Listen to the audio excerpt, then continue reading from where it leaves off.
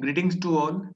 इस वीडियो में मैं आपके साथ डिस्कस करूंगा इंटरनेशनल रिलेशंस में न्यूक्लियर वेपन्स के इम्पैक्ट। 20th सेंचुरी के अगर हम टेक्नोलॉजिकल रेवोल्यूशन की बात करें तो सबसे बड़ी जो इसकी मैनिफेस्टेशन है वो है डेवलपमेंट ऑफ न्यूक्लियर टेक्नोलॉजी। और ये उम्मीद की जा रही थी कि जो इसका इस्तेमाल होगा वो ह्यूमन काइंड की रेस के बेटरमेंट के लिए होगा, बट अनफॉर्चुनेटली हम देखते हैं कि इसका इस्तेमाल जो है वो न्यूक्लियर वेपन्स के लिए प्राइमरली हो रहा है। तो इस समय हम देखते हैं कि जो ह्यूमन सिविलाइजेशन है उसके लिए न्यूक्लियर वेपन्स एक बहुत बड़ा थ्रेट है। और आज के समय में कोई भी जो स्टेट जो है वो इसके अटैक से पूरी तरह बच नहीं सकती। आज के समय में हम बोल सकते हैं कि म्यूचुअली अश्योर्ड डिस्ट्रक्शन देखने को मिलती है अगर मान लो दो देश न्यूक्लियर वेपन्स वाला वॉर लड़ते हैं। तो हम देखेंगे कि जो इंटरनेशनल रिलेशंस है 20th सेंचुरी के, ये इनकम्प्लीट है without knowing the impact of nuclear weapons. Nuclear weapons को कोर जैस्पर ने अच्छे से एक्सप्लेन करते हुए बोला है new facts of international life. क्योंकि इसके कारण हम देखते हैं कि जो इंटरनेशनल सिस्टम है उसमें बहुत बड़े परिवर्तन हुए हैं। स्पेशली हम देखते हैं कि पोस्ट सेकेंड वर्ल्ड वॉर हमने ड्रास्टिक चेंजेस देखे हैं, और जिसके कारण हम देखते हैं कि वाइड स्प्रेड डीप और बिग चेंजेस जो हैं, नेचर ऑफ पावर स्ट्रक्चर जो है उसमें बदलाव हुए हैं, वॉर में बदलाव हुए हैं। इवन जो स्पेकुलेटिव थिंकिंग होती है मैन की, उसमें भी बड़े बदलाव हमें देखने को मिले हैं। जो एटॉमिक क्रेडिबिलिटी होती है ये पूरी तरह से काफी व्यापक होती है। और इसके कारण जो स्ट्रेटेजिक थिंकिंग होती है वो बहुत बड़े स्तर पे प्रभावित हुई है। डिप्लोमेसी बहुत बड़े स्तर पे प्रभावित होती है। इवन मतलब जो फ्यूचर कंडीशन है मैनकाइंड की, उसके ऊपर भी हम देखते हैं कि मतलब बहुत ज्यादा प्रभाव हमें देखने को मिलते हैं। और इसीलिए जो प्रेजेंट टाइम है इसको न्यूक्लियर एज के नाम से जाना जाता है, जिसमें हम देखते हैं कि जो लाइफ थ्रेट है वो कंटिन्यूअसली बना रहता है। यानी कि डिस्ट्रक्शन जो है, कंप्लीट डिस्ट्रक्शन का जो डर है वो हमें कंटिन्यूअसली देखने को मिलता है। बिफोर फर्स्ट वर्ल्ड वॉर हम देखते थे कि बैलेंस ऑफ पावर की बात की जाती थी, मगर आज के समय में ये चीज बैलेंस ऑफ टेरर ने ले ली है। नॉन न्यूक्लियर नेशन जो हैं वो आज के समय में वर्चुअली अपने आप को डिफेंसलेस लेस महसूस करते हैं, जहां पे उनको लगता है कि वो अपने आप को किसी भी तरीके से सेव नहीं कर सकते। और जो ह्यूमन मैनकाइंड है उसके लिए एक मतलब ऐसा माहौल बना हुआ है जहां पर मैड सिचुएशन बनी हुई है। म्यूचुअली अश्योर्ड डिस्ट्रक्शन जो है वो देखने को मिल सकती है। हालांकि हमने देखा है कि इंटरनेशनल आईएनएफ ट्रीटी हुई है, START one START two agreement हुए हैं, और जिसके मतलब मेन पर्पस यही है कि जो डर है न्यूक्लियर पावर का उसको कैसे कंट्रोल किया जाए। मगर साथ ही साथ हमने देखा है कि बहुत सारी सिचुएशन ऐसी भी रही हैं जहां पर मतलब ये डर जो है निरंतर आगे बढ़ते हुए हमें देखने को मिलता है। क्योंकि सेकेंड वर्ल्ड वॉर के खत्म होने के बाद हम देखते हैं कि तुरंत और सारे बहुत सारे देशों ने न्यूक्लियर पावर के ऊपर काम करना शुरू कर दिया था। तो वन बाय वन हम सभी पॉइंट्स को डिस्कस करेंगे कि क्या क्या इम्पैक्ट इंटरनेशनल पॉलिटिक्स में हम इसका देखते हैं। Impact on international power structure. तो जो पूरी दुनिया का पावर स्ट्रक्चर था न्यूक्लियर पावर के बाद वही बदल गया। जब फर्स्ट टाइम यूएस ने न्यूक्लियर पावर का इस्तेमाल किया था जापान के ऊपर, तो उसके बाद हम देखते हैं कि पूरी तरह से वर्ल्ड के ऊपर पावर स्ट्रक्चर के ऊपर यूएस की मोनोपोली हमें देखने को मिलती है। और कुछ ही सालों बाद हम देखते हैं कि जो यूएसएसआर था उन्होंने भी सक्सेसफुली न्यूक्लियर पावर अपने पास गेन कर ली थी। और उसके बाद जो वर्ल्ड था वो बाइपोलर हमें देखने को मिलता है। And then by the time हम देखते हैं कि और भी बहुत सारे जो नेशन हैं जैसे कि ब्रिटेन हो गया, फ्रांस हो गया, चाइना हो गया, इनके पास भी न्यूक्लियर पावर हमें देखने को मिलती है। जिसके बाद ये देखने को मिलता है कि जो वर्ल्ड ऑर्डर था वहां पर मल्टीपोलर स्ट्रक्चर एस्टेब्लिश हो जाता है। Cold war and nuclear weapons. तो सेकेंड वर्ल्ड वॉर के बाद हम देखते हैं कि कोल्ड वॉर स्टार्ट हो जाता है बिटवीन यूएस एंड यूएसएसआर, क्योंकि दोनों की जो आइडियोलॉजी थी वो तो बिल्कुल अलग थी। यूएस जो था वो कैपिटलिज्म को फॉलो करता था और यूएसएसआर जो था जिसको रशिया लीड कर रहा था, ये सोशलिज्म में विश्वास रखता था। तो जब वर्ल्ड वॉर 2 खत्म हो गया, दोनों अपनी आइडियोलॉजी के साथ आगे चले गए वहां के, और इन्होंने उसी के हिसाब से काम करना शुरू कर दिया। वर्ल्ड वॉर 2 में जब यूएसए के द्वारा न्यूक्लियर पावर का इस्तेमाल किया जाता है, न्यूक्लियर बॉम्ब का, तो उस वक्त इन यूएसए के ही अलाई थे रशिया। यूएसए ने अपने जो मेजर बाकी अलाइज थे उनको यूएस न्यूक्लियर पॉलिसी के बारे में बताया था कि हमने जापान के ऊपर अटैक करना है, मगर ये बात इन्होंने रशिया से छुपाई थी। और बाद में जो एटॉमिक सीक्रेट था, ये भी इन्होंने सोवियत यूनियन के साथ शेयर करने से मना कर दिया था। इसीलिए जो सोवियत यूनियन था वो अमेरिका से नाराज था। और हम बोल सकते हैं कि कोल्ड वॉर में ये भी एक मेन कारण था। Overkill capacity of the nuclear powers, हमने ये देखा है कि जो इंटरनेशनल एरेना है वहां पर पावर स्कार्सिटी हमेशा बनी रही है, मगर हमने देखा जब न्यूक्लियर पावर आती है देशों के पास, तो उसके बाद जो पावर सरप्लस होने के बाद हमने एक बड़े बदलाव जो इंटरनेशनल पॉलिटिक्स में देखे कि अब एक देश जो दुनिया है उसको कई बार डिस्ट्रॉय कर सकता है। यानी कि जैसे यूएसए और यूएसएसआर के पास न्यूक्लियर पावर थी, तो मतलब वो ओवरकिल कैपेसिटी उनके पास अब आ चुकी थी, जिससे कि पूरी दुनिया के जो दो छोटे छोटे देश थे जिनके पास न्यूक्लियर पावर नहीं थी, उनके अंदर एक मतलब बहुत डर का माहौल जो था वो बन गया था। Defencelessness of the non nuclear state, जो जिन जिन देशों के पास न्यूक्लियर पावर नहीं थी उनके अंदर डर का माहौल बन गया था, क्योंकि उनको पता था कि न्यूक्लियर पावर के कारण अब ओवरकिल कैपेसिटी जो है वो हमें देखने को मिल सकती है, जिसके कारण जो ऐसे देश जिनके पास न्यूक्लियर पावर नहीं थी वो अपने आप को हेल्पलेस महसूस करते थे। और ऐसी सिचुएशन में बहुत सारे देश थे, उन्होंने मतलब या तो फर्स्ट वर्ल्ड को ज्वाइन कर लिया था, या कईयों ने सेकंड वर्ल्ड को ज्वाइन कर लिया था, या फिर बाद में हम देखते हैं कि थर्ड वर्ल्ड की क्रिएशन होती है। एंड देन नेक्स्ट पॉइंट है change in the concept of war. इसमें हम देखते हैं कि जो वॉर पहले लड़े जाते थे जिनको सिंपल वॉर बोला जाता था, अब वो बिल्कुल चेंज हो चुके थे, जहां पर दो देशों की जो सेनाएं होती थी वो सामने एक दूसरे के साथ वॉर करती थी। मगर समय के साथ जब न्यूक्लियर पावर आती है, न्यूक्लियर वेपन्स आते हैं, तो उस वक्त हमें ऐसा देखने को मिलता है कि न्यूक्लियर वॉर में तो मतलब कंप्लीट डिस्ट्रक्शन देखने को मिलती है। पहले सिंपल वॉर थे, अब तो टोटल वॉर देखने को मिलते हैं। यानी कि यहाँ पे हम ये नहीं बोल सकते कि किसी पर्टिकुलर कंट्री की विक्ट्री हुई है और दूसरी कंट्री हार गई है। अब तो बात होगी टोटल डिस्ट्रक्शन की, जहां पर ऐसा लगना शुरू हो गया था कि कोई भी देश ट्रेडिशनल वॉर का सहारा नहीं लेगा और म्यूचुअली एश्योर्ड डिस्ट्रक्शन जो है वो हमें देखने को मिलेगी। ऐसी सिचुएशन में जो सेना है उसका रोल भी हमें लेस इम्पोर्टेंट होते हुए देखने को मिला। New basis of state power, पहले क्या होता था कि न्यूक्लियर एज से पहले अगर मान लो किसी की ज्योग्राफिकल लोकेशन जो है, उसकी पॉपुलेशन जो है, नेचुरल रिसोर्सेस हैं, देश की जो आइडियोलॉजी है, उसका मोराल है, इंडस्ट्रियल कैपेसिटी है, इनको माना जाता था मेजर एलिमेंट्स और नेशनल पावर।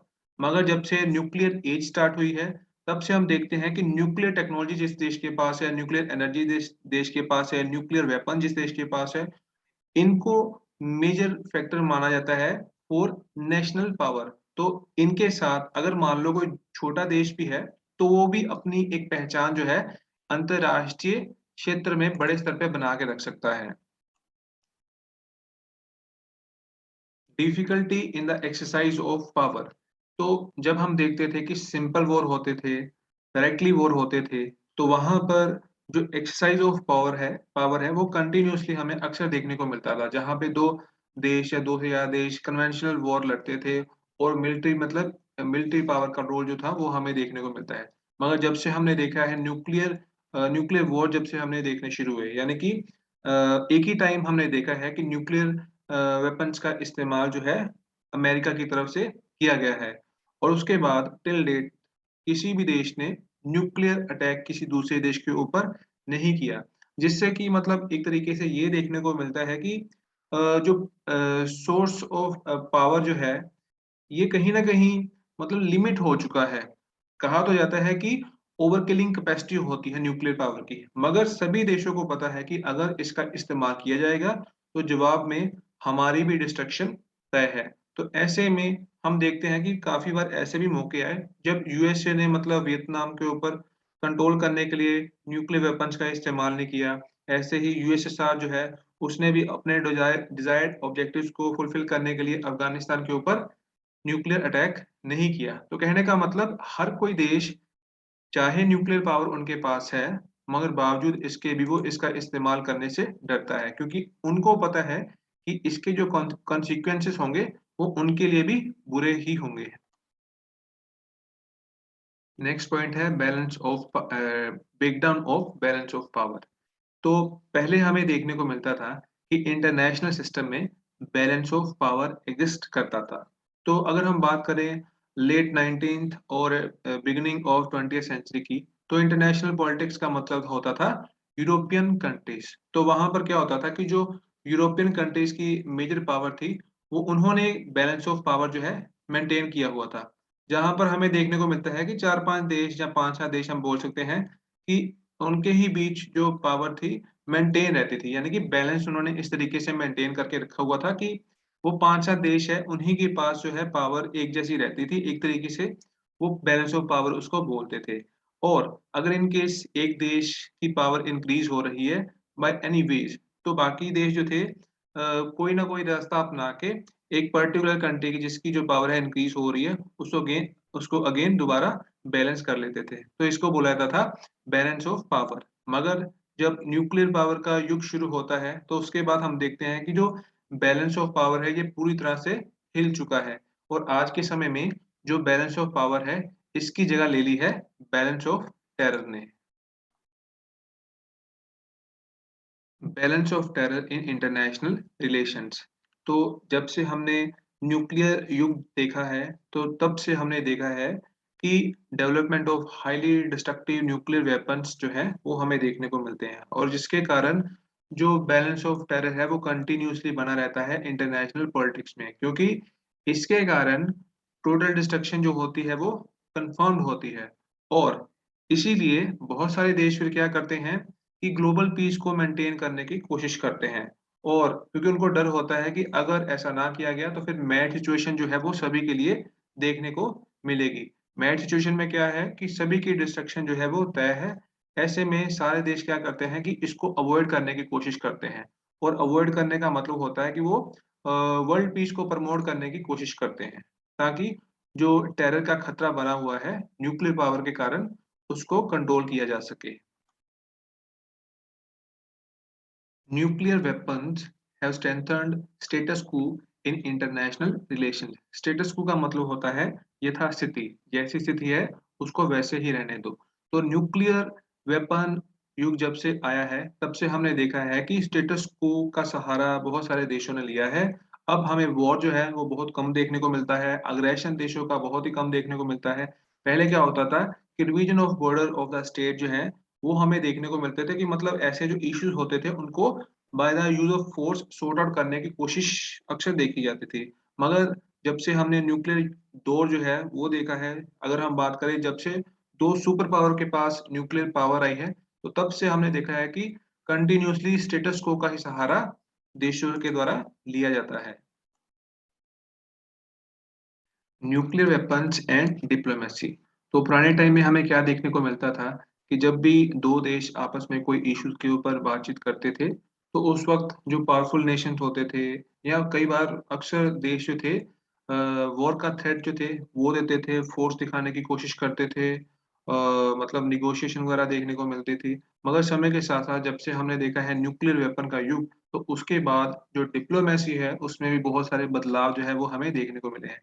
आज हम देखते हैं कि जो डिप्लोमेसी है finds it difficult to choose the threat of war. अब कोई मतलब सिंपली ये नहीं बोल सकता कि हम आपके ऊपर अटैक कर देंगे, simply to fulfil their objectives. आज के जो रिलेशंस हैं 2 देशों के, वो मतलब न्यूक्लियर वेपन्स को ध्यान में रख के ही किए जाते हैं। तो कहने का मतलब जो वॉर का थ्रेट जो वॉर का थ्रेट होता था, वो अब काफ़ी कम हो चुका है। जो फ़ोर्स का इस्तेमाल होता था, वो भी आज के समय में काफी कम हो चुका है।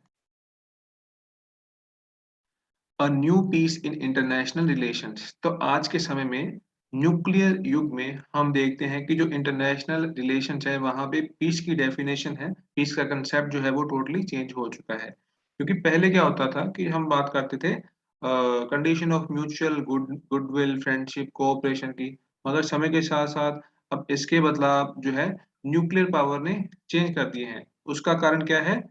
Shadow of terror. अब जो डर है वो टेरर का है, म्यूचुअली अश्योर्ड डिस्ट्रक्शन का है। इसीलिए सारे देश जो है वो क्या करते हैं कि अवॉइड करने की ही कोशिश करते हैं, क्योंकि उनको पता है अब बात हो रही है ह्यूमन सिविलाइजेशन की। अगर वॉर होता है तो मान के चलो ह्यूमन सिविलाइजेशन जो है उसका वजूद ही खतरे में आ सकता है।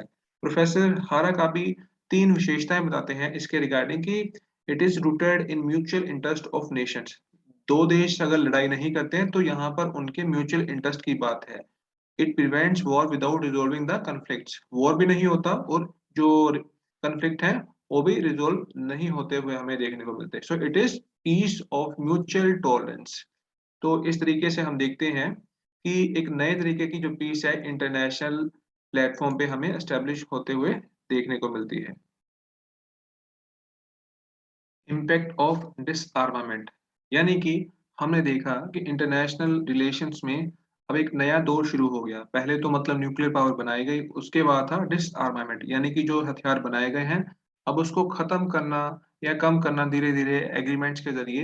एक ये वाला नया दौर जो है शुरू हो गया, क्योंकि हमने देखा कि कोल्ड वॉर के दौरान बहुत ही ज्यादा हथियार बने। कैपिटलिस्ट कंट्री मतलब कि अमेरिका की तरफ से, और दूसरी तरफ सोशलिस्ट कंट्री रशिया की तरफ से, तो बहुत ज्यादा हथियार उस वक्त बने थे। मतलब कि ऐसा माना जाता है कि आज 21st सेंचुरी में भी वो वाले हथियार अपडेटेड लगते हैं, यानी कि उसका सहारा लेके मतलब रशिया जो है अपनी मोनोपोली क्रिएट अगेन कर सकता है। तो हमने बहुत सारे उस वक्त समझौते जो हैं वो देखे थे, जिससे कि पता लगता था कि डिसआर्मामेंट की तरफ पूरा जो वर्ल्ड है वो जाने की कोशिश कर रहा है। प्राइमरली जो न्यूक्लियर पावर कंट्री थी उनकी कोशिश जो थी हमें देखने को मिलती है। इसके रिगार्डिंग हम बोल सकते हैं कि जैसे पीटीबीटी समझौता हुआ, फिर उसके बाद हम देखते हैं कि एनपीटी देखने को मिलता है 1967। देन आईएनएफ हमें देखने को मिलता है 1987। देन स्टार्ट वन ये होता है आई थिंक 1991 में समझौता। देन स्टार टू देखने को मिलता है, ये होता है आई थिंक 1993 में। एंड देन हमें देखने को मिलता है कॉम्प्रिहेंसिव टेस्ट बैंड ट्रीटी 1997 में। तो बहुत सारे समझौते होते हैं जहां पर एक तरीके से कंप्रोमाइज हो रहा है कि अब हम क्या करेंगे कि जो हथियार बनाए हुए हैं उनको और इंक्रीज नहीं करेंगे, धीरे धीरे हम इनको कम करने की कोशिश करेंगे। Impact of concept of nation state and national sovereignty. तो हमने देखा कि न्यूक्लियर एज के आने के बाद बहुत बड़े परिवर्तन हुए, और उनमें से एक बड़ा परिवर्तन ये भी था नेशन स्टेट का। अर्लियर हमने देखा कि एक देश जो है, क्योंकि सोवरेनिटी उसी के पास होती है, और सोवरेनिटी क्लेम करने का कारण सिंपली ये होता है कि वो अपने देश के लोगों की इंटरनल और एक्सटर्नल एग्रेशन से प्रोटेक्शन करता है। मगर जब से न्यूक्लियर युग हमने देखा है तो उसके बाद कहीं ना कहीं जो देश है वो अपने देश के लोगों की प्रोटेक्शन में असमर्थ हमें देखने को मिलते हैं, क्योंकि न्यूक्लियर पोटेंशियल के सामने कोई भी देश बेबस। Issue of non nuclear proliferation and versus non proliferation. तो एक टाइम पीरियड हमने देखा जहां पर ऐसे देश या हम बोल सकते हैं यूनाइटेड नेशन की P5 country, permanent 5 country of United nation security council, एक तरफ वो और दूसरी तरफ नॉन प्रोलिफरेशन का इशू। यानी कि P5 कंट्री की डिमांड ये थी कि वो अपनी न्यूक्लियर पावर अपने पास रखेंगी, जबकि दूसरे देशों को उन्होंने बोला कि वो जो एग्रीमेंट थे लाइक एनपीटी हो गया, देन सीटीबीटी हो गया, इनको सारे देश ज्वाइन कर ले। तो ये मतलब समझौते एक तरीके से डिस्क्रिमिनेटरी थे बाय नेचर, क्योंकि ये तो एक तरफ जो P5 है उनको ये इजाजत दे रहे हैं कि वो अपनी न्यूक्लियर पावर अपने पास रखें और अपनी पावर को इंक्रीज कर रहे हैं, तो उसमें भी कोई इशू नहीं है। तो एक तरीके से ये जो एग्रीमेंट थे, ये अपने आप में मतलब डिस्क्रिमिनेटरी थे बाय नेचर। इसीलिए काफी सारे देश, जिनमें से इंडिया हो गया, पाकिस्तान हो गया, उन्होंने प्रेफर किया कि हम इन समझौतों को ज्वाइन नहीं करेंगे, इनसे दूरी बना के रखेंगे। हम देखते हैं कि 2008 में इंडिया का यूएसए के साथ सबसे बड़ा समझौता जो है, जिसको बोलते हैं सिविल न्यूक्लियर कोऑपरेशन एग्रीमेंट, वो भारत का अमेरिका के साथ हुआ हुआ है।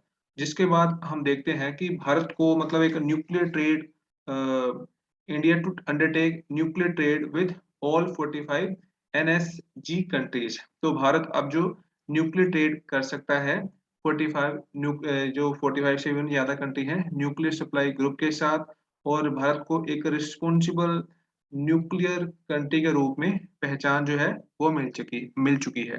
तो समराइज करते हुए हम बोल सकते हैं कि जो न्यूक्लियर वेपन्स है, this is an undeniable reality of international politics. इस चीज को हम रिजेक्ट नहीं कर सकते। पूरी जो दुनिया है, पूरे जो वर्ल्ड के नेशन जो हैं, आज के समय में हमें डिवाइडेड देखने को मिलते हैं दो पार्ट्स में। एक तरफ तो है न्यूक्लियर पावर कंट्री, और दूसरी तरफ हमें देखने को मिलती है नॉन न्यूक्लियर पावर कंट्री। तो ये डिवीजन आज के समय में देशों की देखने को मिलती है। जो P5 कंट्रीज जो हैं, उनकी कोशिश रहती है कि सारे देश, काफी सारे कंट्री तो एनपीटी सीटीबीटी जैसे समझौतों को ज्वाइन कर चुके हैं, मगर उनकी कोशिश है इंडिया जैसा देश हो गया, पाकिस्तान जैसे देश, ये भी इन समझौतों को ज्वाइन करें। But country like India wants inking of NPT and CTBT by all the P5 country as well. So this is all about this lecture. Have a good day.